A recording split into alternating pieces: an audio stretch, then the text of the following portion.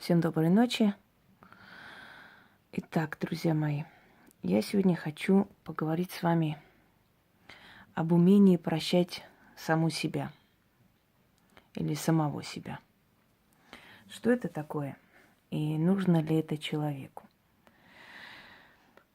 Вы знаете, друзья мои, очень часто в этой жизни людей останавливает и не дает идти вперед один фактор.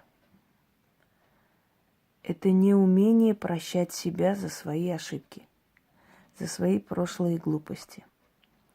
Сильный человек с этим живет и мучается, слабый человек топит это в вине. Но в любом случае причина одна единственная. Человек не умеет себя прощать. Он не дает себе слабину. Как бы мы ни говорили о том, что люди лишены самокритичности и прочее, прочее, может быть, самокритичности они лишены, но самобичевание у них не отобрать и не отнять. Мы в своей жизни делаем очень много ошибок. Вообще вся наша жизнь состоит из ошибок, из опыта, из боли, из многих трудностей, которым нам пришлось пройти. Мы выбираем не того человека, мы влюбляемся не в того человека. Мы можем годы свои и молодость свою потратить не на того человека. Мы не вовремя занимаемся своим здоровьем и в итоге приходим к определенному краху. И в итоге нам приходится потом уже всю жизнь жить, скажем так, лишённые определенных радостей, которые для обычного человека составляют часть его жизни. И мы все время себя виним во всем. Мы все время себя обвиняем в том, что мы неправильно себя повели, мы неправильно поступили. В годы молодости мы можем полюбить человека, который совершенно недостоин этой любви. Мы можем много лет пытаться привести его к нормальной жизни. Мы можем потратить на него свою жизнь, свое время.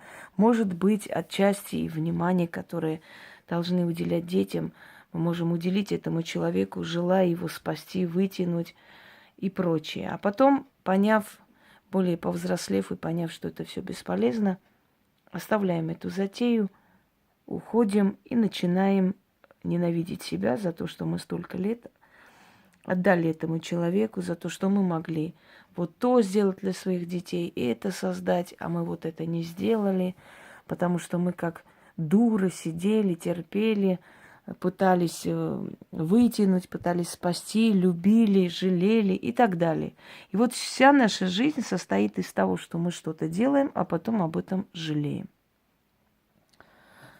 Поверну-ка я камеру в эту сторону. У нас сегодня очень активное поле, поэтому отвлекает меня. Нужно ли себя ругать и нужно ли вот это самобичевание, к чему это приведет? Нужно делать выводы из своих ошибок и жить дальше, не повторяя эту ошибку. Потому что если мы себя обвиняем, если мы крутим в голове одно и то же, мы все время возвращаемся к этой точке. Мы снова переживаем одно и то же. Как ни странно звучит, но человек, женщина, которая, например, освободилась от деспотичного мужа, через некоторое время встречает такого же. И снова начинает жить с таким же и повторяет те же самые ошибки. Казалось бы, недавно за эти ошибки она себя ругала. Но она повторяет эти ошибки вновь, и вновь у нее в жизни появляется человек, который мучает, забирает все ее внимание, всю ее жизненную силу на себя, к себе. Почему так происходит? Потому что когда мы о чем-либо очень много раз думаем, очень часто крутим в голове, мы создаем некую киноленту. Визуализация, она существует, и ее никто не отменял. И вот эта некая кинолента, она вновь имеет особенность повториться в нашей судьбе. Если вы не хотите повторения своих ошибок, прощайте себя, умейте себя простить, идти вперед. Помните, что мы не боги. Мы можем ошибаться, мы имеем право на ошибку. Знаете это выражение? Человек вправе ошибаться. Мы имеем право на ошибку. Мы пытаемся оградить наших детей от ошибок. Мы пытаемся, чтобы в их жизни не было того, что было у нас. Мы всеми силами пытаемся их контролировать. Мы пытаемся их беречь от всего этого. И в итоге мы начинаем слышать о том, что мы слишком зациклены на детях, мы не даем им жизни, мы не даем им самостоятельно принимать решения. Нам становится обидно, потому что мы понимаем, что все, что мы делаем для своих детей, это желание, чтобы они не повторили того, что мы сделали, чтобы они не пострадали, не обожглись. Но мы забываем о том, что пока человек не обжигается, пока человек не набивает свои шишки, он не умнеет и не мудреет. Только опыт, жизненный опыт дает человеку мудрость. Если мы лишаем права своего ребенка на ошибку, то мы лишаем его и, знаете, возможности мудреть, умнеть. То есть мы просто в розовых очках полностью хотим, чтобы он видел жизнь только с хорошей стороны. Мы не даем ему возможность ошибаться, мы не даем ему возможность видеть мир таким, какой он есть, со всеми жестокостями и со всем этим дерьмом этого мира. И в итоге мы не знаем, сколько мы проживем с вами, дорогие друзья. Это очень печально, но человек не властен над своей судьбой. И он может выйти на улицу и не вернется. В наше время случается все, что угодно, да такое случалось во все времена. Человек не застрахован от ранней смерти. И как будет жить этот ребенок в этом мире, который привязан к вашей юбке, абсолютно не оторван, который не ошибается, который во всем правильный. Человек, который во всем правильный, он где-то даже вызывает сомнения. Не обращайте внимания, это Пуся так храпит. Как дед старый. Он вызывает недоумение, он вызывает апатию. Потому что человек, который чрезмерно во всем правильный, он подозрительный. Он либо следит за тем, чтобы его биография была чрезмерно безупречно кристальной, либо в нем что-то не так. Многие маньяки, серийные убийцы, которые потом были как бы арестованы, да, которых поймали, и в советское время их расстреливали, потом уже пожизненно сажали. Многие из них вокруг себя создавали такое правильное мнение о них, что никогда никто бы не поверил, что этот человек, этот работящий человек, этот хороший, правильный, не пьющий, не курящий человек был способен на такие зверские поступки. А у него была двойная жизнь. И для того, чтобы обеспечить о себе самое лучшее мнение, которое существует, он просто создавал вот этот ореол добродетелей вокруг себя. Вот этот ореол святого такого просто честного, кристально честного человека, а оказывался зверем. Поэтому научите себя прощать. Не берите на себя функции богов. Не говорите так, вот если бы я могла, если бы я сделала. От этого самовнушением вы можете заболеть. Я знаю случай один, когда женщина молодая все время винила себя в смерти своей матери, которая умерла рано после родов, то есть после рождения ее. Она через некоторое время из-за трудных родов заразилась чем-то или что-то занесли, инфекцию во время родов, я сейчас не помню точно. И в итоге причина ее ранней смерти, то, что она боролась полгода с этой болезнью, не смогла перебороть и умерла, причиной все-таки являлись роды. И она себя чувствовала виноватой. И все время говорила, что моя мать умерла из-за меня. Вот я родилась, она отдала свою жизнь мне и ушла. Вот если бы я не родилась, она бы еще жила. Она молодая женщина, ушла, оставив сиротой моего брата из-за меня. И она все время себя винила. И у нее была еще такая привычка, она говорила, я просто боюсь за это заплатить, я боюсь, что я тоже умру рано. И вы знаете, абсолютно здоровая женщина, ей было 26 лет, 2 детей, абсолютно здоровая женщина, утром просто ее нашли уже, скажем так, холодной, все, окоченевшей, она умерла ночью. И врачи не могли понять, есть такой синдром внезапной смерти. То есть непонятно, ничем не болела, никак не нервничала. Очень хорошая атмосфера, очень хорошая семья, очень любящий, очень внимательный муж. Но она умерла. И муж уже прошло где-то 4 года с чем-то. Не может с этим смириться. Он при каждом упоминании ее имени плачет, свекровь плачет. Ужасная обстановка царит дома, потому что не могут ее отпустить. Значит, она была хороший человек. Но почему эта женщина ушла? Это постоянное самобичевание. Винить себя в том, что я виновата. Если бы я не родилась, моя мать бы жила. Она ушла молодой, она могла бы жить. Почему так получилось, что я отняла ее жизнь по неволе и так далее? Это внутреннее самобичевание приводит к тому, что человек сначала морально болеет, а потом физиологически. И это может быть причина ранней смерти. Когда нас в жизни предают, мы все время виним себя. Мы допустили человека до себя.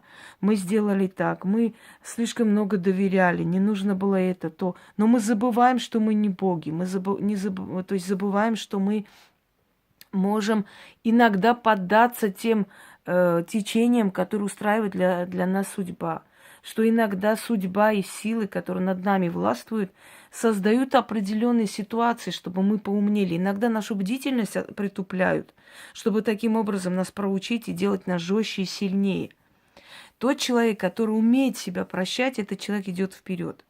Тот человек, который не умеет все время оглядываться, ему все время стыдно за свои прошлые, за свои ошибки, за свои какие-то глупости, большие или маленькие, за неправильный брак. Вот я не оправдала ожидания родителей и прочее, прочее. Знаете, есть еще такой менталитет, например, у народов России и у русского народа это тоже есть менталитет. Вот что скажут люди. Я не оправдала доверие своих родителей. Я сейчас возьму, уйду, а я вот против всего мира шла и всем доказывала, что он хороший. А сейчас с каким лицом я вернусь в дом своего отца? Что я скажу? Я сделала ошибку, я сделала глупость. Из-за моей глупости мои дети страдают. Это я виновата. Я вот то сделал. Это постоянное самобичевание приводит к тому, что еще больше усугубляется эта ошибка, эта глупость, сделанная вами. Вы не думаете о том, как это исправить и жить по-другому. Вы думаете о том, как бы это стереть с памяти людей. Но это не сотрешь. Это уже факт, который свершился. Мать может себя довести до просто сумасшествия и до психических болезней, когда из-за того, что она когда-то там обидела своего ребенка, она не может себе это простить. Вот доведет ребенок просто, дашь по заднице, наорешь, накричишь там, я не знаю, выйдешь из себя уже, а потом через некоторое время садишься и плачешь. Тебе стыдно, что ты своего ребенка вот так вот обидела, такими словами, мол, вот ты не знаешь, как живут дети в детских домах, тебя бы сдать на полгода, чтобы ты поумнел и понял, каково детям, у которых ни матери, ни отца, никого нет. И вот тут ребенок начинает плакать, мамочка, меня не отдавай, я больше не буду. И ты понимаешь, что ты такую глупость сказала, это какой ужас, как я могла, что я сделала и так далее. И потом мать садится и начинает себя грызть за то, что как я могла, какая же я мать после таких слов, я недостойна быть матерью, у меня ребенка моего силы отнимут, Бог заберет, потому что я его не ценю. Женщина начинает себя убивать из-за того, что она просто вышла из себя, разозлилась на своего ребенка и сказала пару лишних слов. Она забывает все, что она для него сделала. Она забывает, что она, может быть, пошла против всего мира, чтобы дать ему жизнь. Может быть, она работает на 3 работах, чтобы ее ребенок ничем не был хуже других. Может быть, она пожертвует своей личной жизнью, чтобы ребенок чувствовал себя свободным и не ощущал вот это гнет отчима на себе. Она не хочет абы с кем связывать свою жизнь, потому что переживает за своего ребенка и так далее. То есть у нее столько плюсов, как у матери. Но из-за того, что она вот так вышла из себя и сказала какую-то глупость необдуманную, да, она начинает себя винить, она начинает себя ненавидеть. Ее начинает преследовать вот это состояние, что если я вот не оценила своего ребенка, значит, моего ребенка у меня заберут.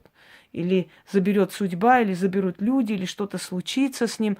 И вот начинается уже 2-я стадия истерии, уже чрезмерное потакание. Это чувство вины приводит к тому, что мать начинает все делать для ребенка, лишь бы он забыл это происшествие и так далее. Ребенок это чувствует, дети очень тонкие психологи, и они сразу начинают видеть с тебя веревки. А у тебя чувство вины, мам, купи мне вот это, а ты мне вот то принесешь, а ты мне вот это сделал. И ребенок начинает уже манипулировать чувствами вины матери. Понимаете? Поэтому, дорогие друзья, чувство вины – это губительное чувство. Неумение себя прощать ничем хорошим не заканчивается. И неумение себя прощать – это совершенно не означает не уметь себя критиковать. Критиковать – это видеть свои ошибки, видеть свои минусы, понимать, где ты ошиблась, и больше этого не повторять. А чувство вины – это самоненависть, понимаете? Это не просто самобичевание, это уничтожение самой себя, это принижение себя, это обесценивание себя как личность. Это очень большая глупость. Мы не должны себя винить во всем. Есть обстоятельства, которые от нас не зависят. Есть психика мозга, есть деятельность мозга, которая иногда бывает, что не зависит от нас и от нашего желания. И бывает, что иногда такие, знаете, реакция происходит в мозгу человека, что человек может совершить какой-то глупый поступок, а потом жалеть об этом, но уже ничего не исправлять. Переверните эту страницу и идите дальше. Вы выбрали не того мужчину, и из-за этого вы потеряли свое здоровье, свою жизнь, свои молодые годы. Это было. Вы сделали глупость. Я больше этого не повторю. Я сделала выводы из этого. В следующий раз в такую ситуацию я не попаду, потому что я поняла, что это не то, что я хочу в этой жизни. Я сделала глупость, но я человек. Я имею право на ошибку. Я не Бог. Я не высшая сущность. Я всего лишь человек. И меня в эту землю, на эту землю, то есть, извиняюсь, в этот мир отправили для того, чтобы я, совершая ошибки, мудрела. И ошибки мне нужны. И ошибки исправляют меня, и ошибки делают меня лучше. И хорошо, что есть ошибки на этом свете, иначе люди просто не могли бы отличить хорошее от плохого.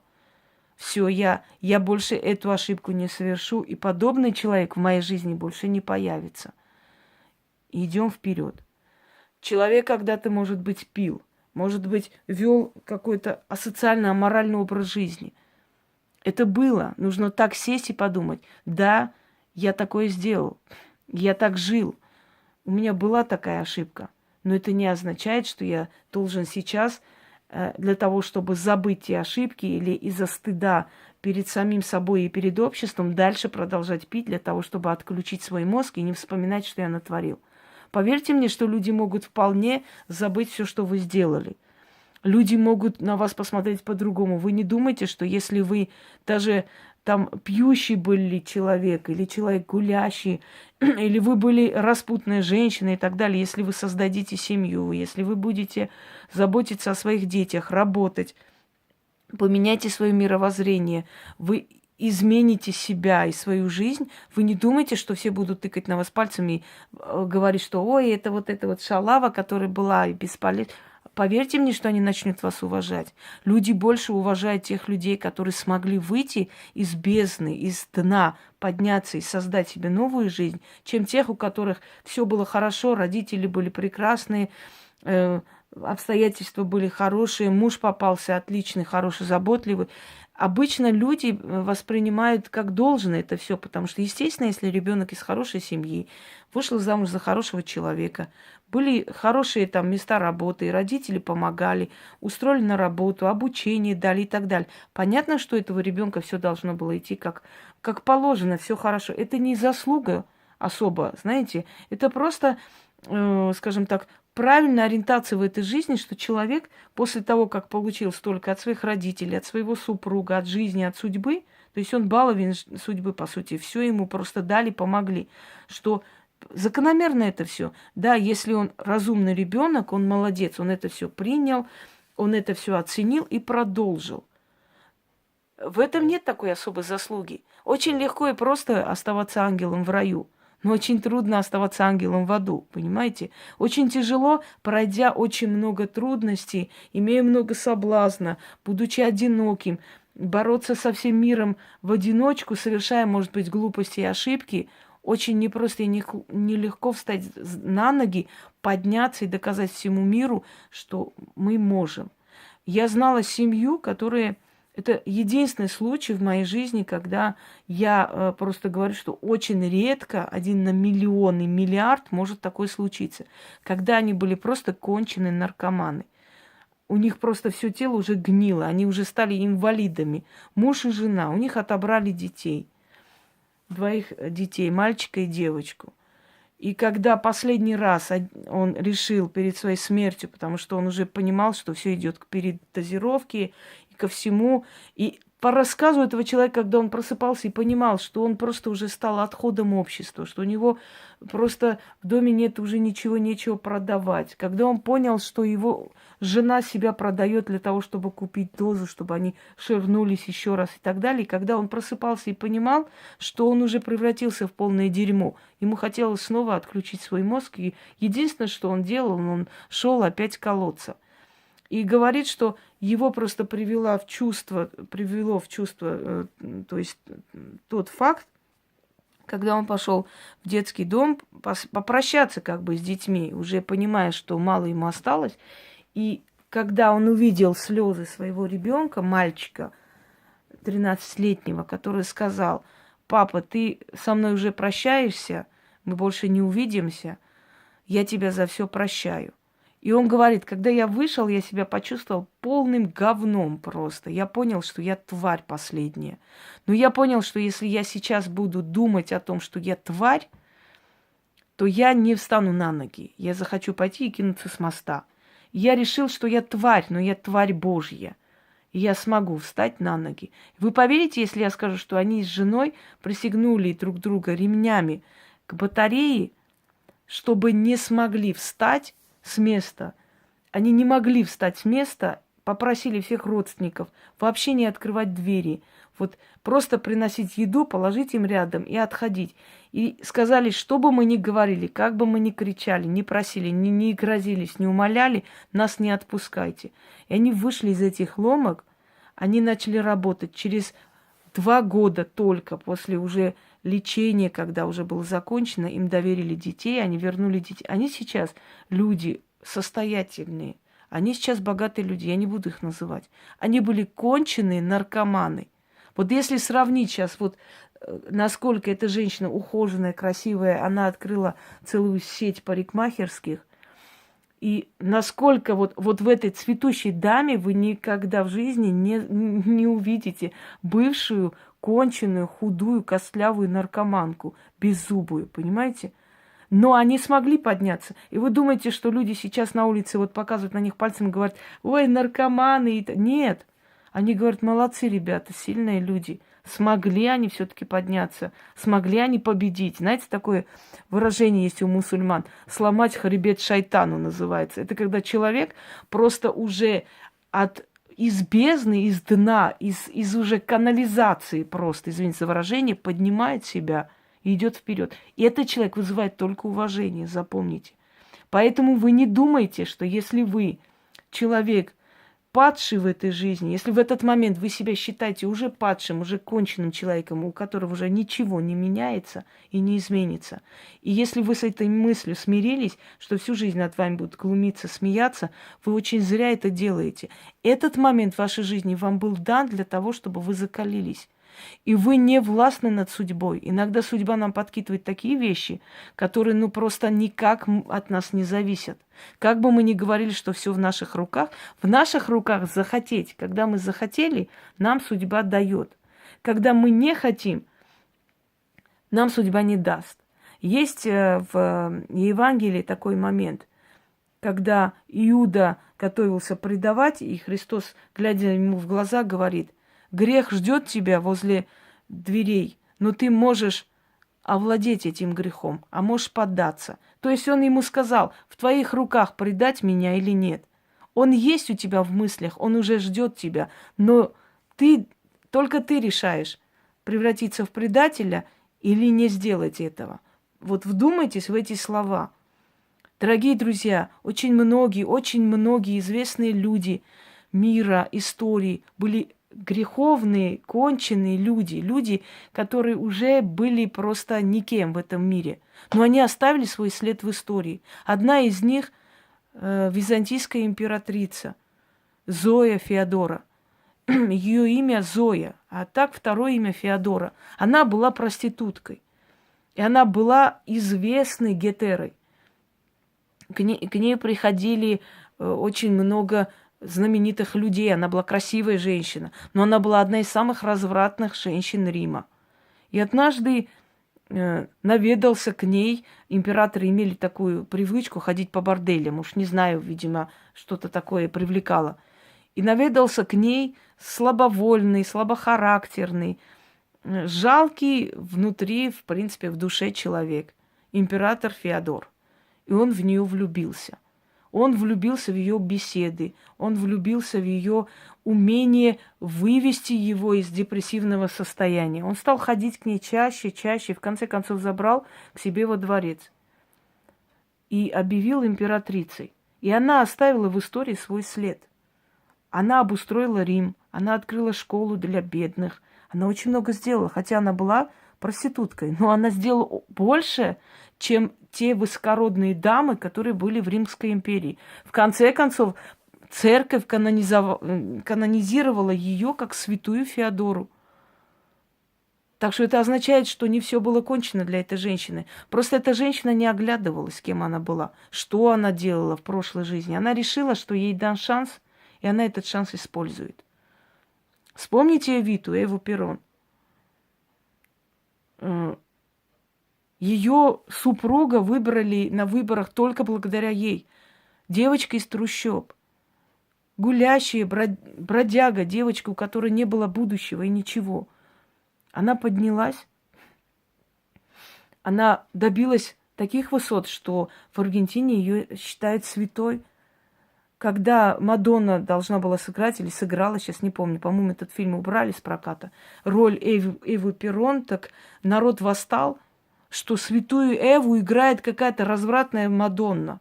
А ведь Эва была не менее развратной. Ее биография была очень грязная. Но люди ее полюбили, уважали и сделали из нее святой за ее поступки. Мы не те, как мы сейчас живем, мы те, о чем мечтаем и что мы делаем. Очень многие знаменитые люди живут в скромных квартирах, но когда они выходили, они сверкали перед народом. Понимаете? А есть люди, которые жили во дворцах, но о них мало что известно, и как бы они свой след-то в истории особо не оставили. Не оглядывайтесь назад, сумейте себя прощать. Нам дается иногда такая судьба, которую мы обязаны и должны были пройти. И такие испытания, которые не от нас зависели. Мы, когда начинаем себя винить, мы себя сравниваем с богами. То есть мы не должны были, мы вот могли вот так, мы ничего не могли, мы должны были это пройти. Не вините себя. Поругали своего ребенка, но зато потом поняли, насколько он вам дорог. И он понял, что он вами манипулировать не может. Ему тоже это было уроком. Простите себя за это, потому что вы достойная мать, вы для него очень много делаете. А выйти из себя может каждый человек, даже святой человек может иногда выйти из себя и высказать нечто такое, за что потом будет не очень хорошо себя чувствовать. Но это не делает вас преступником. У вас было недостойное прошлое. Простите себя и начните новую жизнь. И поверьте мне, что люди не будут тыкать на вас пальцем. Не думайте о том, что о вас думают люди и окружающие. Жизнь человека меняется только тогда, когда человек перестает реагировать на вот эти внешние факторы. Если сидеть и читать всюду и везде, что о тебе пишут, что о тебе говорят, что там про тебя сказали, можно сойти с ума. Можно обесценить себя, потому что когда ты интересуешься тем, сколько грязи про тебя льют и говорят, насколько тебя пытается опустить, и насколько пытается обесценить и обнулить тебя как человека, ты начнешь это впитывать. Со временем ты начнешь верить в это. Потому что человек, он мнителен, он начинает думать, ну если столько людей так говорят, может, правда это так и есть? Я не могу понять, почему они так говорят? Это же не так. Они так говорят, потому что они знают, что ты это читаешь, видишь, и они пытаются как можно больше воздействовать на тебя, принизить тебя.